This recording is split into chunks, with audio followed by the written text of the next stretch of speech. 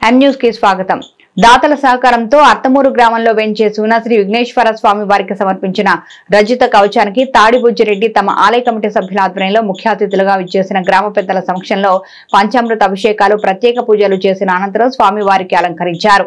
అత్తమూరు గ్రామంలో కొత్త కాలువ దగ్గర వెంచేసి ఉన్న శ్రీ సిద్ధి విఘ్నేశ్వర స్వామికి నిర్వహించిన రజిత కవచ అలంకరణ పూజ కార్యక్రమానికి ముఖ్య అతిథులుగా విచ్చేసిన మాజీ ఉమ్మడి తూర్పుగోదావరి జిల్లా గ్రంథాలయ సంస్థ chairman Nallamidi Veereddy, Tirupati Sri Venkateswara veterinary university మాజీ డైరెక్టర్ పడాల సుబ్బారెడ్డి, తాపేశ్వరం సొసైటీ మాజీ అధ్యక్షులు పడాల రామకృష్ణారెడ్డి చేతుల మీదుగా స్వామివారికి దాతలు సమర్పించిన వెండి కవచానికి ప్రత్యేక పూజలు చేసి వారి చేతుల మీదుగా స్వామివారికి వెండి కవచ అలంకరణను భక్తులు, గ్రామస్తుల సమక్షంలో ఘనంగా నిర్వహించారు.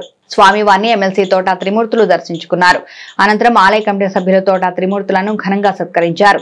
ఈ కార్యక్రమంలో ఆలయ కమిటీ సభ్యులు, స్వామివారికి వెండి సమర్పించిన దాతలు, భక్తులు, గ్రామస్తులు అధిక సంఖ్యలో పాల్గొన్నారు.